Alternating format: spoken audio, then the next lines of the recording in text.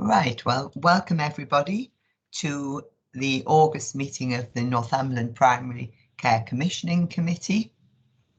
As you know, we're recording the meeting for the purposes of minute taking, and it will be uploaded for the public to watch. So welcome to anybody who's subsequently joining us. Thank you for your interest.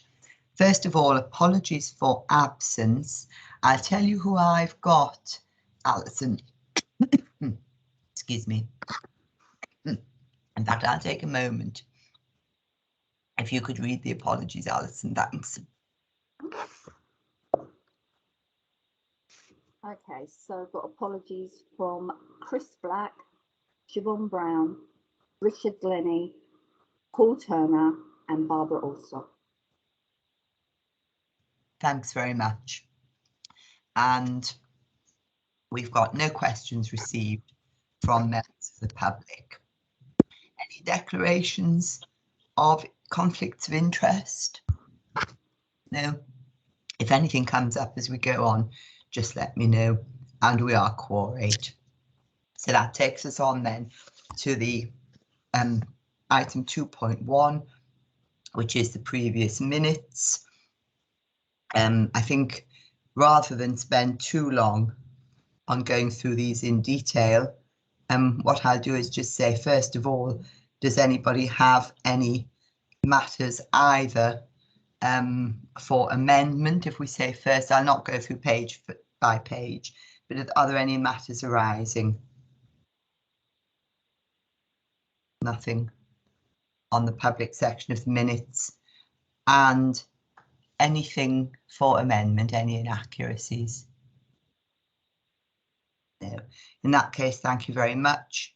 We'll take those as a correct record of the last meeting. Thank you very much. That takes us on to the public action log. And we have quite a number of ambers there. First of all, the Riversdale, how are we getting on with that one?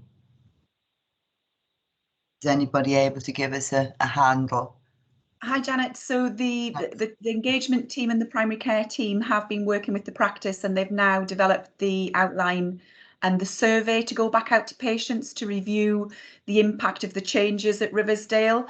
We've just got some, I think there's some technical issues with the survey tool, but that's ready to go. So we can just about close that action down, and then we'll report back on any outputs from the engagement back to the committee. Great, thanks very much, Pamela. Everybody happy with that? Thank you. The next action is that, as you will remember, because it's been going on for too long, is that we are trying to sort out the issue with the Rothbury breach, and we just seem to be having a bit of a circular series of conversations with different people here, which is very disappointing. But am I right, Pamela, that we perhaps now at least know where the problem does seem to sit? Because up till now, people seem to be passing it round. Do you feel you're in a position now where we can chase it and actually get a resolution? Yes, so I've chased this further. I've had some conversations with the practice. I've just had confirmation from Jamie to say that he's now received everything he needs to bring this to some sort of resolution with the district valuer. So it has progressed. I do feel more positive that this is moving in the right direction. So yes, this is progressing, Janet. Thanks very much. I do appreciate the work people are putting in to try and get this sorted out. The next action, any comments on that one? I think that's just coming back to us, isn't it, in due course? The next one, again, coming back to us in due course. And similarly, the final one. Is there anything on any of those three that you want to add, Pamela? Or anybody? No, other than that, they will be brought back to a future meeting for the committee to review.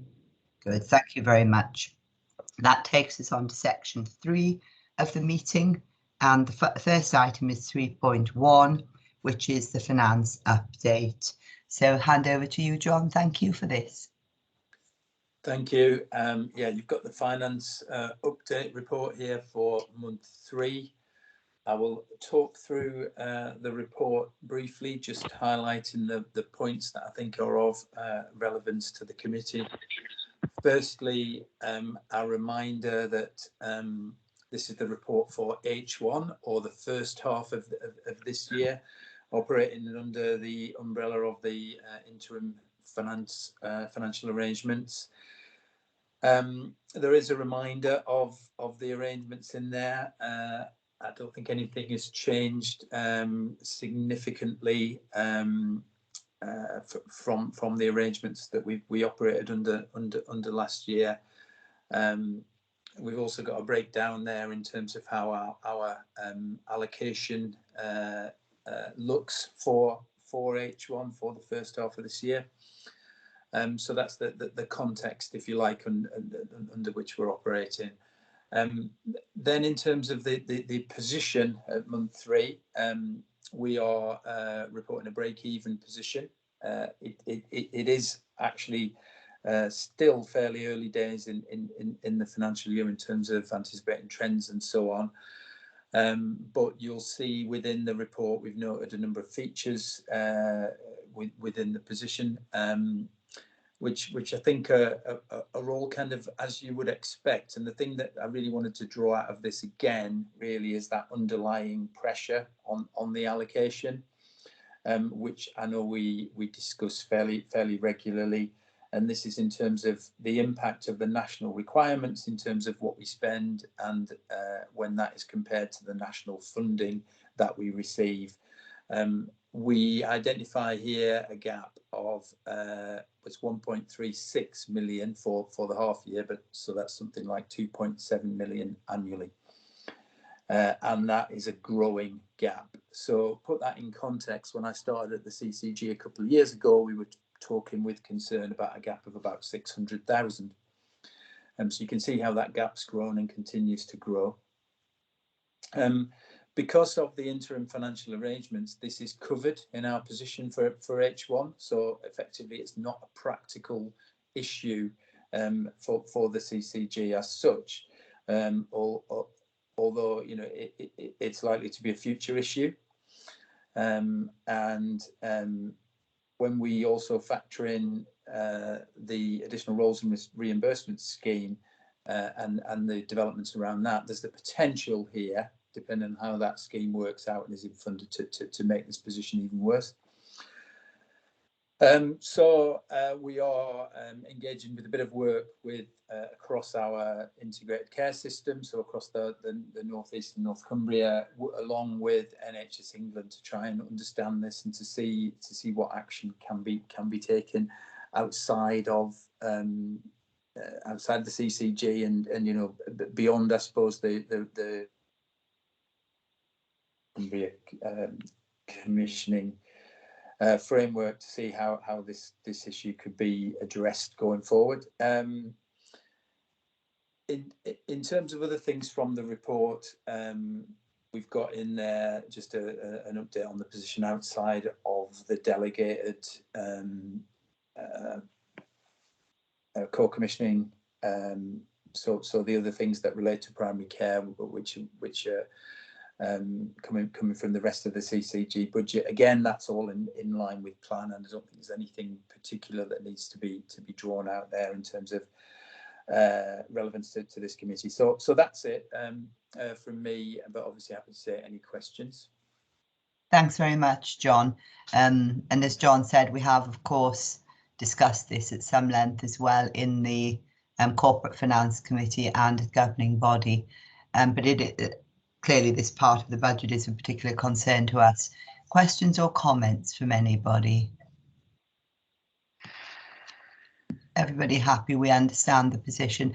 I think for me, the outstanding point for this committee that comes out each time when we look at our financing at the moment is the growing gap in our national requirements and our national funding, which John has covered. And I think the mitigating factor for me for this committee is that it isn't confined to Northumberland. It is common to a number of other CCGs in our area. And as a result, we have a group of directors of finance who are actively pursuing it together as a group with support and advice from the ICS and NHSE. And clearly that's a much more coordinated approach and much more likely to yield results, I think. So if everybody's happy, I think at least we feel we are. David, did you want to come in, or was that just a, yeah? No, just very, very quickly, it mentions ICP will again give system envelopes. Excuse my ignorance, but what are system envelopes? Please, So briefly. As part of the interim financial arrangements under which we've been operating for up through last year and this year, we have, as a CCG, received adjusted allocations. So it's not been our normal published allocations; they've been adjusted. And in addition to that, we have received an amount of funding across our system, which, for the purposes of this, the definition of system would be our integrated care partnership area, which is Northumberland, North Tyneside and Newcastle Gateshead. So there's been a separate an additional amount of funding aimed at COVID, aimed at growth, and aimed at getting all the organisations within that area to a break-even position, which has been received at a system level to be distributed across the organisations within that system. So it's been a different arrangement, and that's the system envelope to which we're referring there. Yeah, okay. Thank you. Thanks very much. Thank you. Thanks, John. They're good envelopes to drop on the mat. Clearly, envelopes of money. Karen, you wanted to come in. I'm just wondering if it's worth just reiterating, as this is going to go onto the internet, that the CCG obviously makes up that deficit that there is in the allocation, so that we don't penalise primary care, even though there isn't really enough funding. It just comes from our budget. Yes, of course. That's right. I mean, there's no question about the payments to GPs and practices and the payments into primary care. We make those, and that's what we're required to do. But we make those payments from somewhere else effectively. So we're missing that money elsewhere in our spend. Yeah. Yes, that's a very important point. Thanks, Karen. Yes, there is no loss to primary care there, but there is, of course, as John says, there is an overall balance of our budget, and so we just have to cut what we might have wanted to spend on other things, because we obviously have to fulfil our national requirements. That seems to be everybody done, so thank you very much. I think we're content that we've considered the position and looked at the key financial risks. Thank you. That then takes us on to item 3.2, which is the quality assurance report. Robin, I think you're going to take us quickly through that. Yeah, thank you, Janet. So yeah, hello board. So you will have hopefully had time to read the report, just summarising what's been going on. And as you know, we've had a process running for a number of years. The key group that meets is a local quality group, which looks and analyses data and then makes decisions on that data. And then ultimately this committee provides some external scrutiny to that process. So in terms of where we are currently, we're providing information on the Q4 quality assurance. We are getting more back to business as usual. Last year, there was a real issue with getting hold of data on quality because of the focus on COVID. We are now in a better place with more up-to-date data, and the local quality group, which was delayed, unfortunately, in June, which the local quality group met on the 29th of July to review the data. I just want to pay tribute to David Lee, who has put a lot of work in to try and work through sieving and sorting the data for us so that we can come up with meaningful suggestions and meaningful conclusions. General practice, really, even though COVID is still with us, we've got to recognise that really we're expecting general practice to get back to business as usual, and we have done that for a number of months. However, there is still an impact with self-isolation, with members of staff going off on a regular basis. We hope that will settle down imminently with the government's change in guidelines for the next week, I think, in England. In terms of the quality data, we're using the same standards and same areas of focus. We have learnt something from COVID in terms of some of the priority areas, and we've now built that into our process. So issues around childhood immunisations, cervical screening, and health checks for people with serious mental illness. And that was something that was applied last year during COVID, and we felt that it's a good indicator, marker of quality as well as safety. The report details in step by step in terms of medicines management, actions, no actions required. Childhood immunisations, just to be aware that the data is still out of date. It's 1920 data, so it's actually quite difficult to draw meaningful conclusions at this point. Cervical screening, the practices have been doing a sterling job, an amazing job, in terms of trying to keep the cervical screening programme up and running during COVID, and also trying to catch up as well. We have identified some extra monies to help those areas, those practices in those particular areas of social deprivation mainly, where cervical screening rates have fallen behind, and extra resources being put into those practices. And as well as that, we are putting a particular focus on the health checks for those with serious mental illness, and you'll see there's a number of initiatives taking place. In terms of overall review, I guess another good news story would be, despite the fact that there's been massive pressure in general practice, the national GP survey was heartening. I think it's remembering that last year general practice had a lot of practices switched to total triage as a way of infection prevention control and enabling the right patients to be seen. The impact of that, certainly from an objective source and the national survey, has been actually positive in terms of patients' perceptions of access.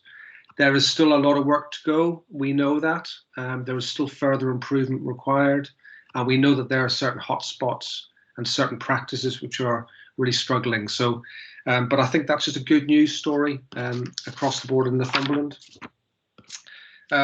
Linked to that, last year again, and also in England, you will be aware that a lot of digital solutions were implemented to do with video consulting and using greater use of text, and patients having the ability to send digital photographs to the GP.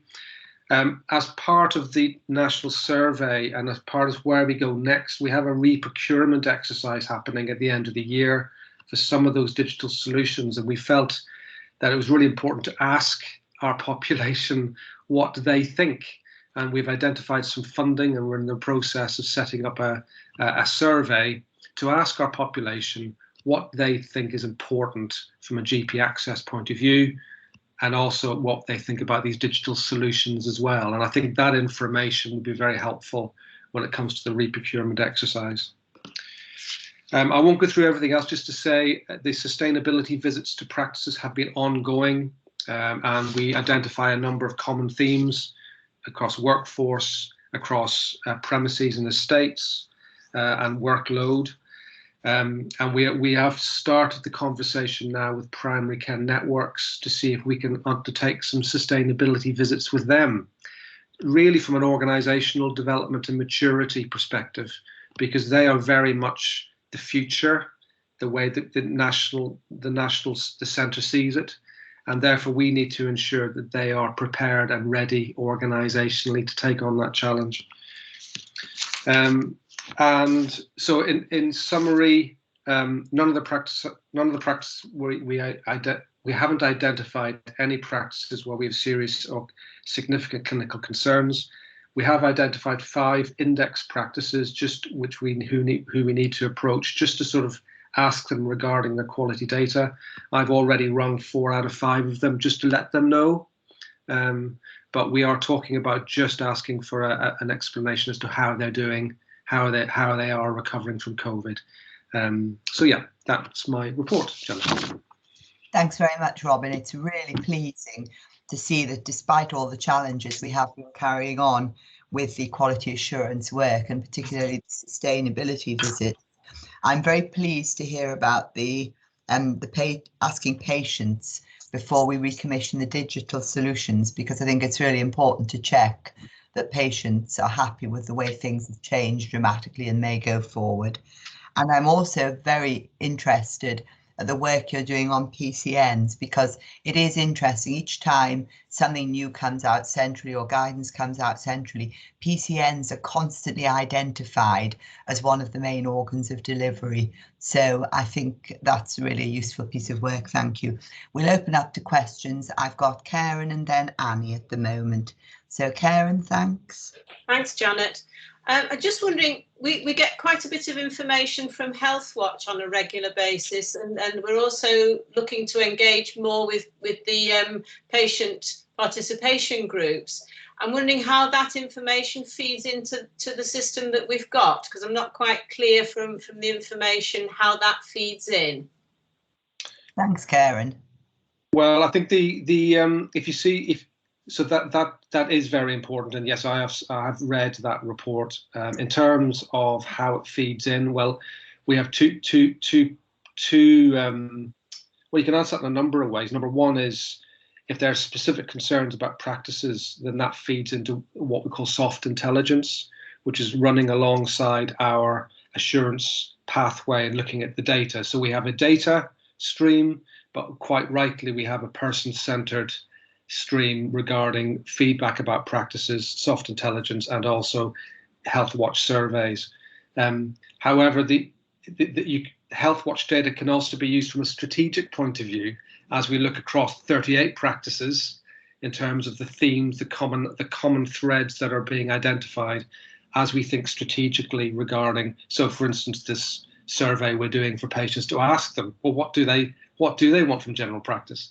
So. So it is part of the soft intelligence as well as a strategic overview. So I'm sorry it wasn't entirely clear on the paper. Thanks, Robin. Annie?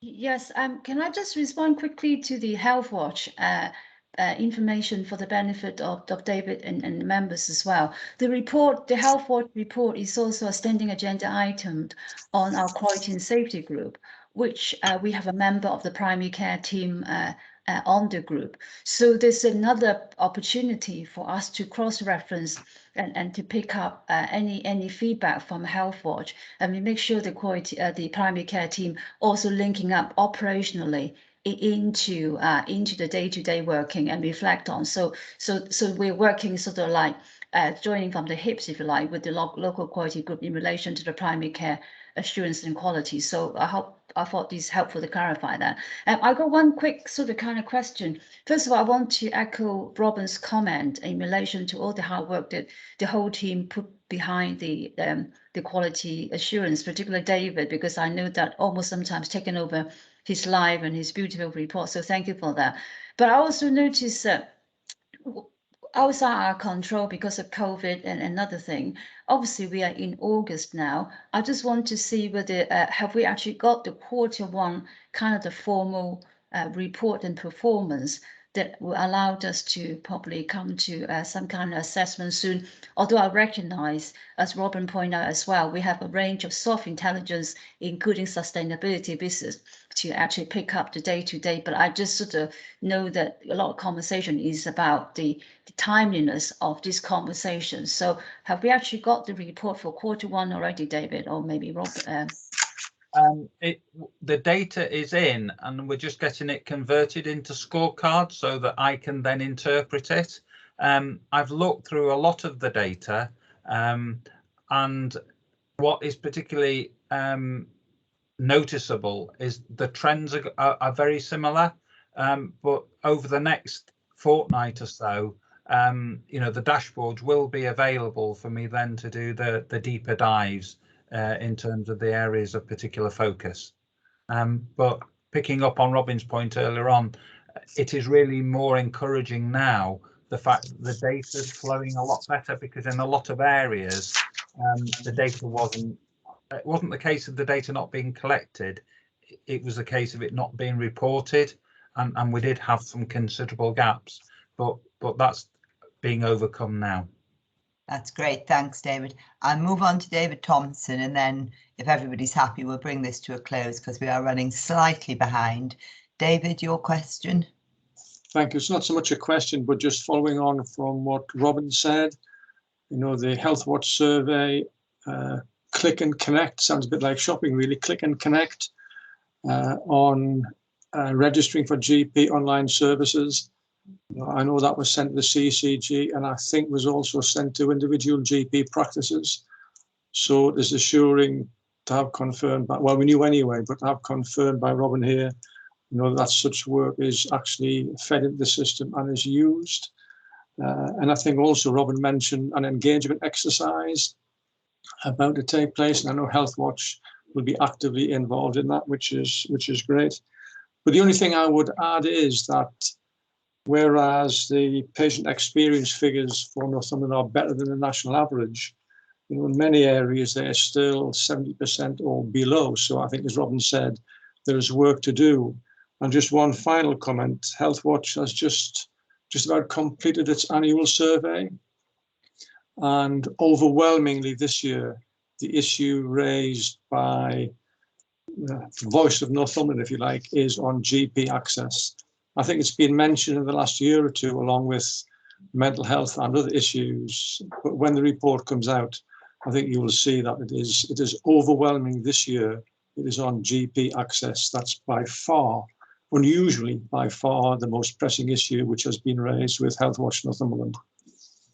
Thanks, David. It's useful to know, and we'll obviously be keeping an eye on that. And if you'll excuse me, Jan, I must disappear for a few moments because the electrician has arrived, and as they say, we have a problem, Houston, so I'll go and see what's what. So we'll hope to see you again, David. I hope so too, but you never know.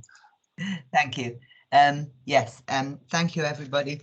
I think it is worth noting that the patient experience survey results were not only very good compared to nationally and just generally very good, but there was also significant improvement in many practices. So not only were they good and better than nationally, but also they are getting better. There were a few exceptions, and I think my only comment there would be, and this doesn't need to be answered, but I'm sure you'll be doing this, Robin, is to ensure that we can disseminate good practice between the practices, so that if somebody's got a clever plan that's worked well, we're not reinventing the wheel in 30-odd different practices. So I'm sure you'll have a system for spreading good ideas and answers where people have got issues. So that's excellent. Thank you all very much indeed.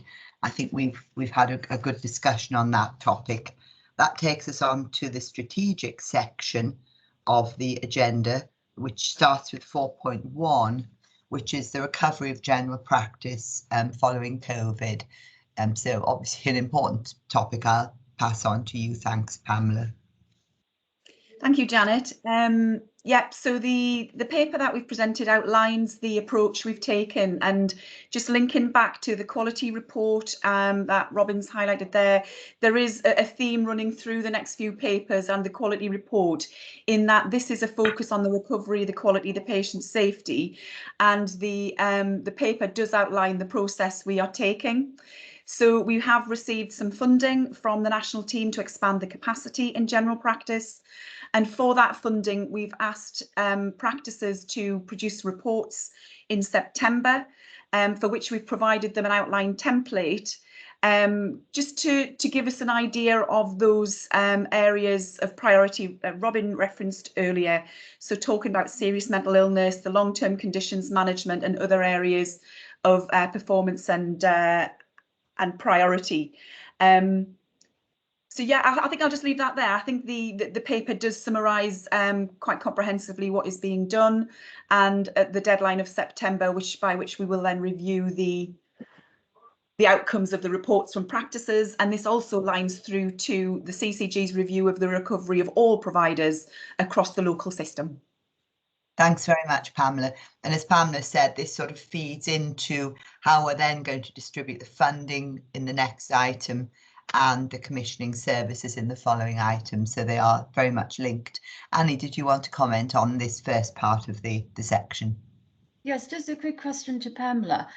Whether just wanted, Pamela, if you can confirm, obviously the plans are coming in, and I presumably there will be a role of the CCG primary care team to facilitate and also working with the practice on it. Would there be a process sort of kind of making sure that the plans are really meeting the needs of the local? Obviously, there's a national deliverables and what need to be done, but linking into the quality assurance conversations is about making sure the plans are actually addressing the kind of pressure point and the needs in Northumberland. Don't need the detail, but can you just confirm there's a process sort of working across different teams to do that? Yes, Annie, as I said, this does link back to the quality report and all of the work we do in the local quality group. So we will triangulate that, and obviously the reporting from David through this, we try to do it once, but to fill multiple options, and the outputs and the actions will link strongly to the local quality group and the individual patient discussions, practice discussions, sorry, and the network conversations we will have. Thanks very much, Pamela. Can I also just pick up a matter of detail in the report, which again refers to quality? We still have the process, which was an NHS decision last year, I think, that GPs can decline appraisals at the moment because obviously there was a concern about the time it took, etc.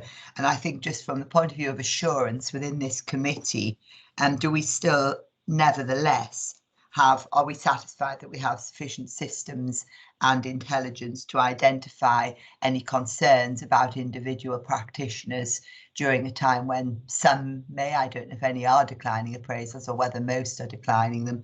Do we still have a system which will feed into our intelligence to alert us if there are concerns? I don't know whether, Robin, is that best addressed to you? I think you're alluding to the performers list, which is held by NHS England. They are the ones that oversee individual appraisal and reasons why, because it is a requirement to have an annual appraisal. And yes, COVID's been exceptional, but so we don't actually oversee that. It's completely out with our responsibility, and I guess we are conflicted largely to a degree. And there was a separate process. So individual clinicians, if they're failing on appraisal, if their appraisal is unsatisfactory or they're not engaging, there is a local what do you call it? I've just the name's gone out of my head. There's a performance advisory group who will then make decisions on individuals, and that doesn't involve us. But undoubtedly, we would need to be informed if there was a significant issue. But I'm not aware of any. Thank you, Robin. That is really what is my concern, is that because this is an NHS system and a decision to suspend it for the moment, we as a CCG need to be assured internally that things are not being missed. It's obviously not satisfactory for us to say, oh, well, NHS should be doing that. They're not doing it, so we're just carrying on. I think my concern is that because the NHS is not doing that, NHSE is not doing that, are we satisfied that we have the systems and the intelligence to pick up within ourselves any safety or quality issues whilst the NHSE system is not operating? I would just say that my understanding is that the NHS appraisal system is up and running, and that there is an expectation for all clinicians to engage. Right. It's been light touch because of COVID, but it has been ongoing and continuing. And just to assure, I mean, we have had a couple of years ago with our Operation Apollo, we did refer 2 clinicians to the performance advice.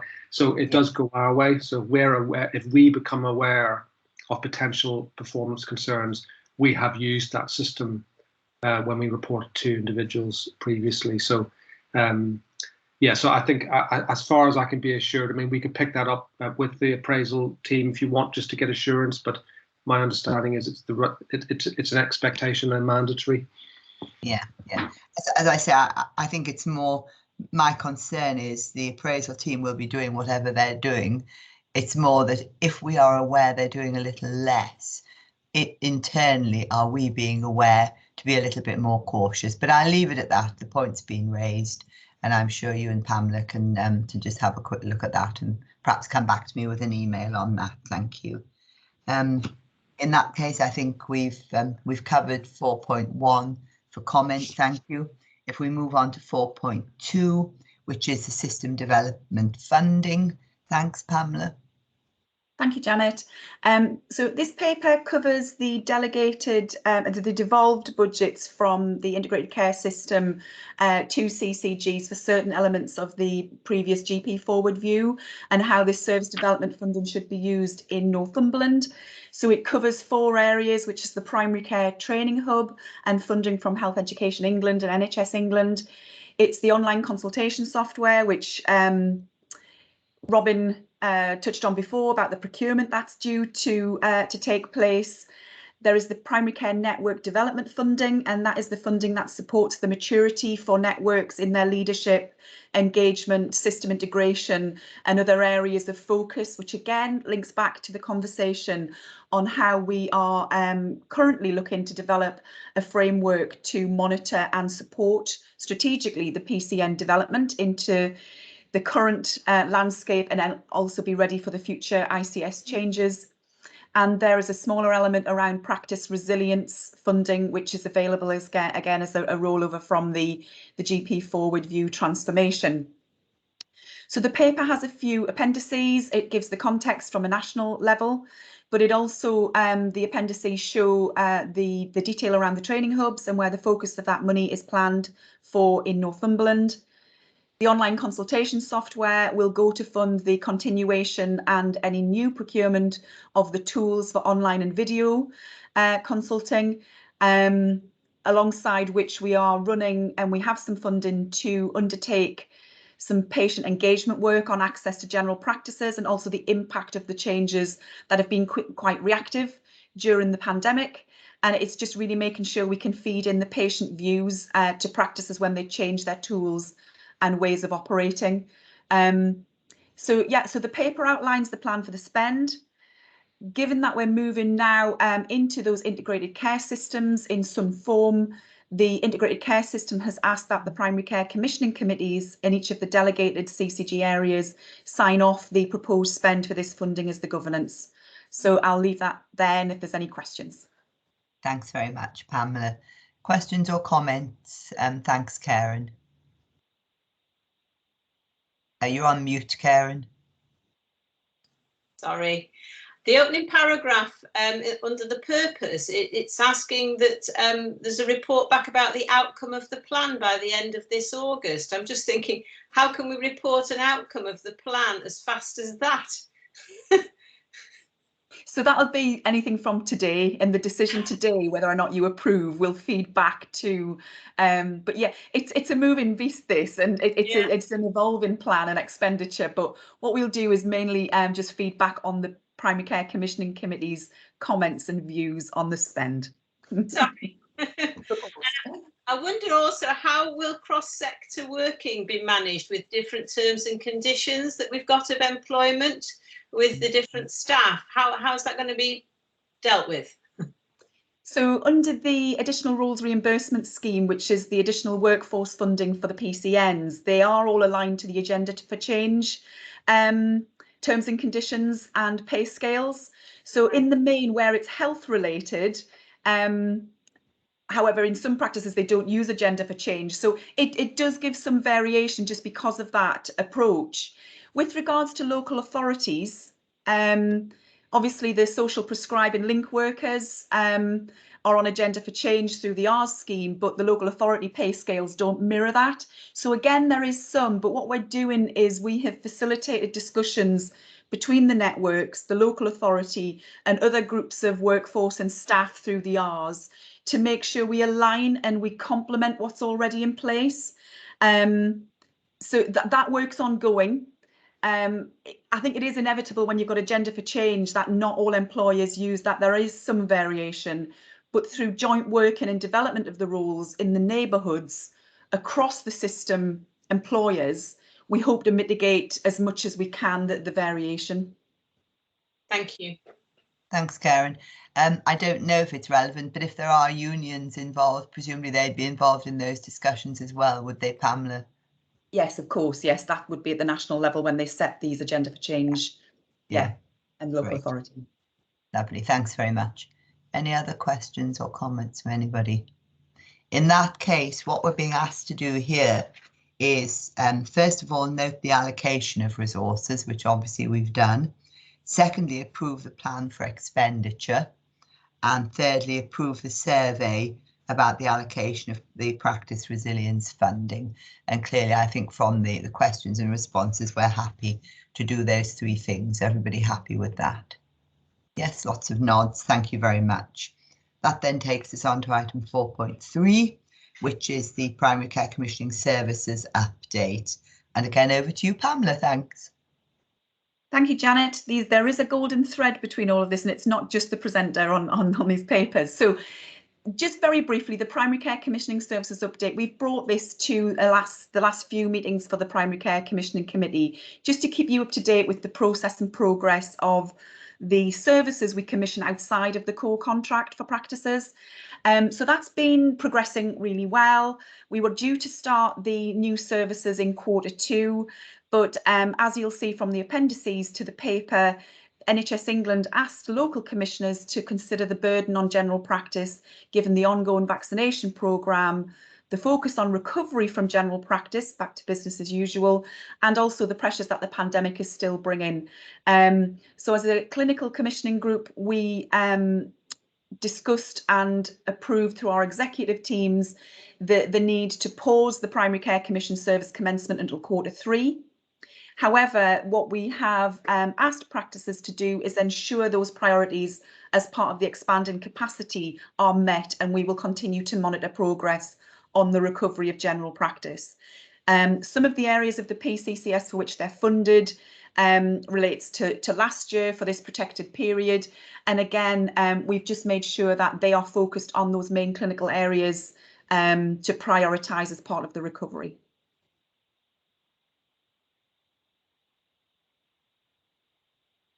You're muted, Janet, at the moment. Sorry. Questions, comments? Thanks, Pamela. No, everybody happy with that? I don't think there's anything unexpected in there, is there? Thank you very much indeed. I think that was there for us to note. So we've done that. Thank you.